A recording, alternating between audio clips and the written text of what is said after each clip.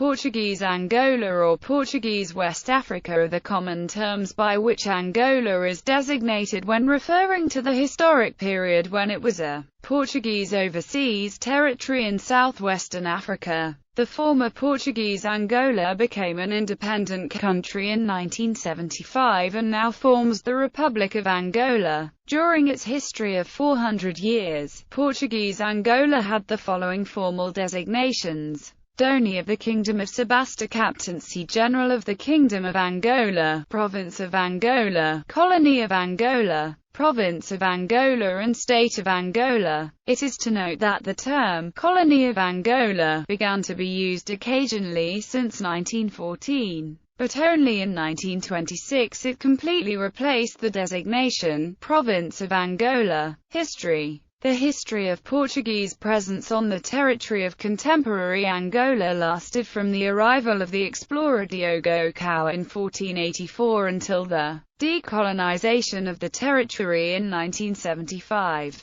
During these 5 centuries, several entirely different situations have to be distinguished. Colony. When Diogo Cao and other explorers reached the Congo Kingdom at the end of the 15th century, Angola as such did not exist. Its present territory comprised a number of separate peoples, some organized as kingdoms or tribal federations of variable size. The Portuguese were interested in trade, principally in slaves. They therefore maintained a peaceful and mutually profitable relationship with the rulers and nobles of the Congo Kingdom, whom they Christianized and taught Portuguese, allowing them a share of the benefits from the slave trade. They established small trading posts on the Lower Congo, in the area of the present Democratic Republic. A more important trading settlement on the Atlantic coast was erected at Soyo in the territory of the Congo Kingdom. It is now Angola's northernmost town, apart from the Cabinda exclave. In 1575, the settlement of Luanda was established on the coast south of the Congo Kingdom, and in the 17th century the settlement of Benguela, even more to the south.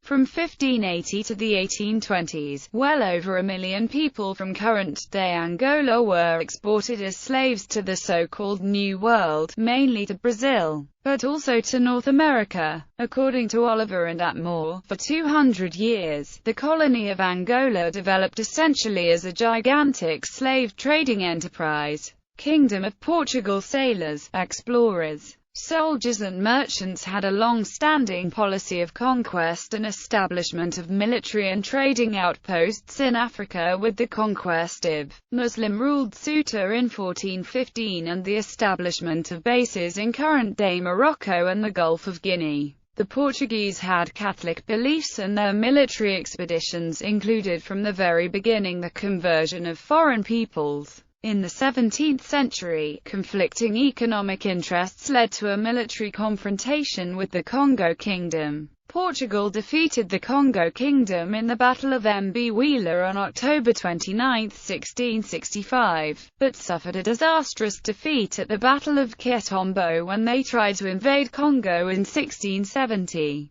Control of most of the Central Highlands was achieved in the 18th century. Further-reaching attempts at conquering the interior were undertaken in the 19th century, however. Full Portuguese administrative control of the entire territory was not achieved until the beginning of the 20th century. In 1884, the United Kingdom, which up to that time refused to acknowledge that Portugal possessed territorial rights north of Ambres, concluded a treaty recognizing Portuguese sovereignty over both banks of the Lower Congo. However, the treaty, meeting with opposition there and in Germany, was not ratified. Agreements concluded with the Congo Free State, the German Empire and France in 1885 to 1886 fixed the limits of the province, except in the southeast, where the frontier between Barros-Lin and Angola was determined by an Anglo-Portuguese agreement of 1891 and the arbitration award of the King of Italy in 1905. During the Portuguese colonial rule of Angola, cities, towns and trade posts were founded, railroads were opened, ports built, and a westernized society was being gradually developed.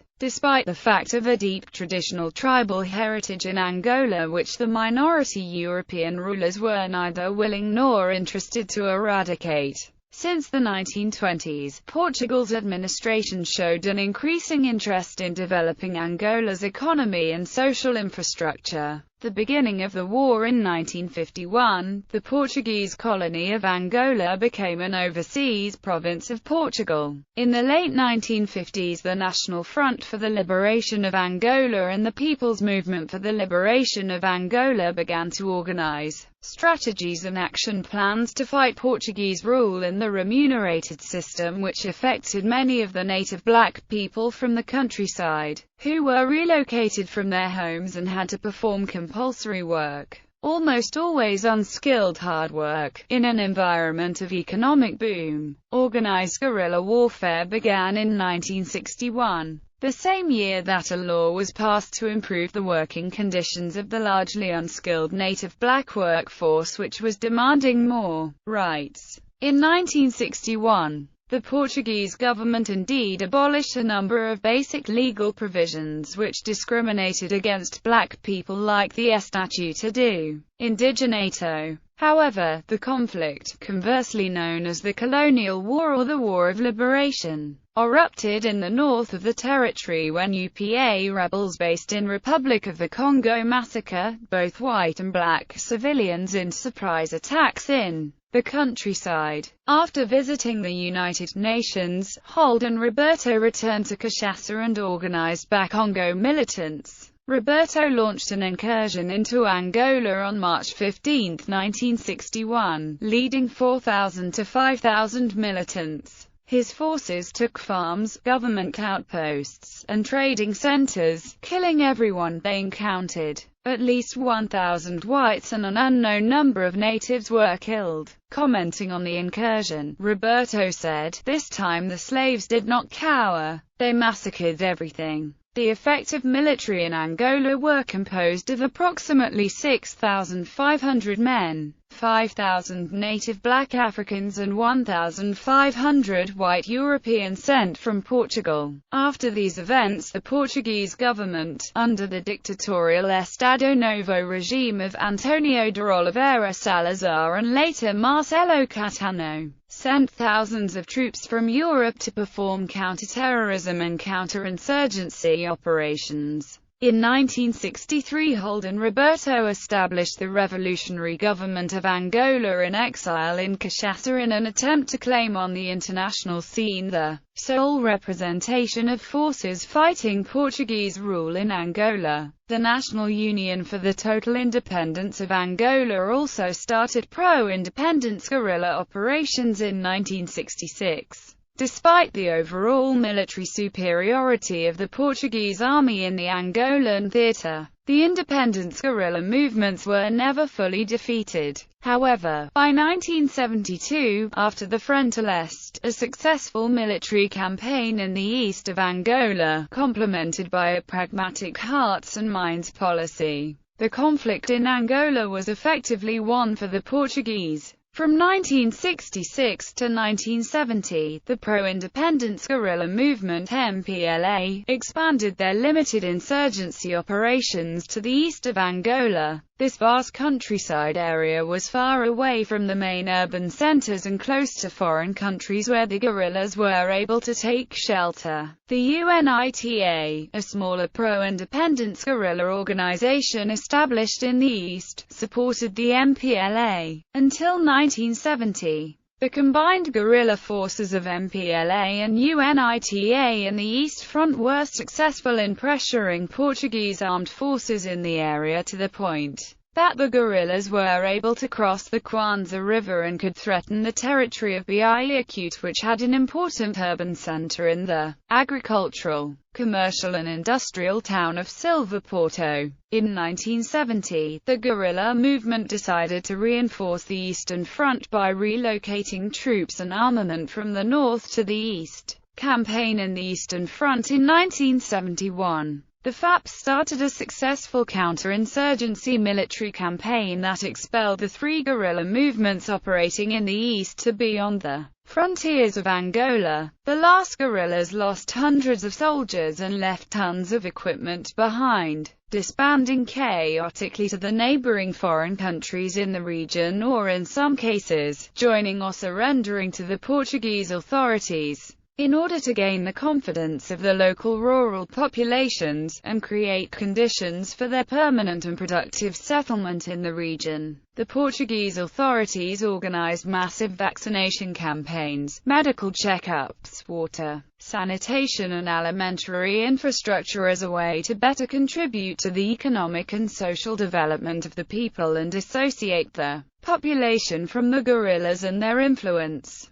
In the 31st of December 1972, the development plan of the East included in its first stage 466 development enterprises. 19 health centers had been built and 26 were being constructed. 51 new schools were operating and 82 were being constructed. However, the Portuguese authorities were unable to defeat the liberation guerrillas as a whole during the Portuguese Colonial War, particularly in Portuguese Guinea, and had suffered heavy casualties across the 13 years of conflict. Throughout the war period, Portugal faced increasing dissent, arms embargoes and other punitive sanctions imposed by most of the international community. For the Portuguese society, the war was becoming even more unpopular due to its length and financial costs, the worsening of diplomatic relations with other United Nations members, and the role it had always played as a factor of perpetuation of the Estado Novo regime. It was this escalation that would lead directly to the mutiny of members of the FAP in the Carnation Revolution in 1974, an event that would lead to the independence of the former Portuguese colonies in Africa. Federated state. In June 1972, the Portuguese National Assembly approved a new version of its organic law on overseas territories, wanting to grant its African overseas territories a wider political autonomy in order to tone down the increasing dissent abroad and within its own structure. It changed Angola's status from an overseas province to an autonomous state, with authority over some internal affairs. Portugal was to retain responsibility for defense and foreign relations. However, the aim was by no means to grant Angola independence, but on the contrary, to win the hearts and minds of the Angolans, convincing them to remain permanently a part of an intercontinental Portugal. Renaming Angola in 1972, Estado, was part of an effort to apparently give the Portuguese Empire a sort of federal structure, conferring some degree of autonomy to the states. In fact, the structural changes and increase in autonomy were highly limited. The government of the state of Angola was the same as the old provincial government, except for merely cosmetic differences of personnel and titles. Like in the mainland, it was entirely composed of people that were aligned with the Estado Novo regime's establishment. While this occurred, a few guerrilla nuclei stayed active inside the territory, and continued to campaign against Portuguese rule in the outside. The mere idea of having the independence movements take part in the political structure of the revamped territories organization was absolutely and totally unthinkable. Carnation Revolution and Independence. In April 25, 1974, the Portuguese government of the Estado Novo regime under Marcelo Caetano, the corporatist and authoritarian regime established by Antonio de Oliveira Salazar that had ruled Portugal since the 1930s, was overthrown in the Carnation Revolution, a military uprising in Lisbon. In May of that year, the new revolutionary government of Portugal proclaimed a truce with the pro-independence African guerrillas in an effort to promote peace talks and independence. The military-led coup returned democracy to Portugal, ending the unpopular colonial war where thousands of Portuguese soldiers had been conscripted into military service. and replacing the authoritarian Estado Novo regime and its secret police which repressed elemental civil liberties and political freedoms. It started as a professional class protest of Portuguese armed forces captains against the 1973 Decree Law Dec. Lei N. 0353/73. These events prompted a mass exodus of Portuguese citizens, overwhelmingly white but some mestizo or black, from Portugal's African territories, creating hundreds of thousands destitute refugees, the Retornados. Angola became a sovereign state on the 11th of November 1975 in accordance with the Alvor Agreement, and the newly independent country was proclaimed the People's Republic of Angola. Government. In the 20th century, Portuguese Angola was subject to the Estado Novo regime. In 1951, the Portuguese authorities changed the statute of the territory from colony to an overseas province of Portugal. Legally, the territory was as much a part of Portugal as Lisbon, but as an overseas province enjoyed special derogations to account for its distance from Europe. Most members of the government of Angola were from Portugal, but a few were Africans. Nearly all members of the bureaucracy were from Portugal, as most Africans did not have the necessary qualifications to obtain positions. The government of Angola, as it was in Portugal, was highly centralized.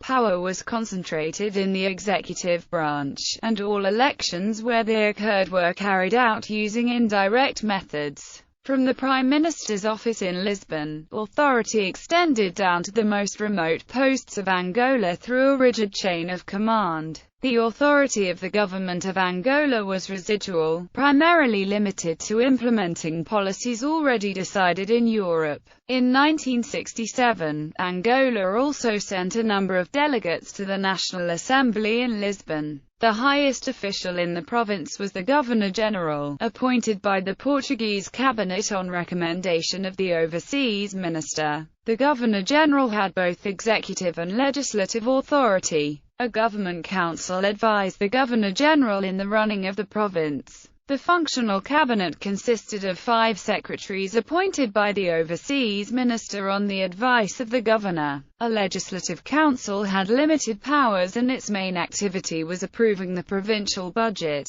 Finally, an economic and social council had to be consulted on all draft legislation, and the Governor-General had to justify his decision to Lisbon if he ignored its advice. In 1972, the Portuguese National Assembly changed Angola's status from an overseas province to an autonomous state, with authority over some internal affairs. Portugal was to retain responsibility for defense and foreign relations. Elections were held in Angola for a legislative assembly in 1973. Geography. Portuguese Angola was a territory covering 1,246,700 square kilometers, an area greater than France and Spain put together. It had 5,198 kilometers of terrestrial borders and a coastline with 1,600 kilometers. Its geography was diverse. From the coastal plain, ranging in width from 25 kilometers in the south to 100 to 200 kilometers in the north, the land rises in stages towards the high inland plateau covering almost 2/3 of the country, with an average altitude of between 1,200 and 1,600 meters.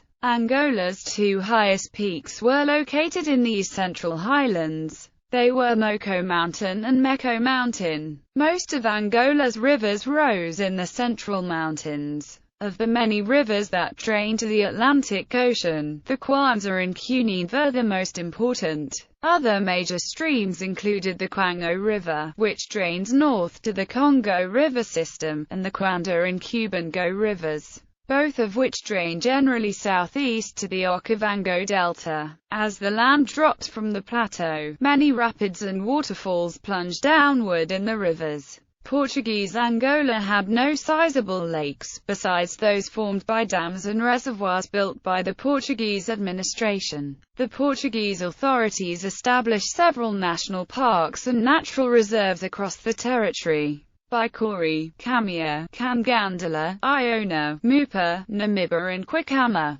Iona was Angola's oldest and largest national park. It was proclaimed as a reserve in 1937 and upgraded to a national park in 1964. Angola was indeed a territory that underwent a great deal of progress after 1950. The Portuguese government built dams, roads, schools, etc. There was also an economic boom that led to a huge increase of the European population. The white population increased from 44,083 in 1940 to 172,529 in 1960, with around 1,000 immigrants arriving each month. On the eve of the end of the colonial period, the ethnic European residents numbered 400,000 and the mixed-race population was at around 100,000. The total population was around 5.9 million at that time. Luanda grew from a town of 61,208 with 14.6% of those inhabitants being white in 1940.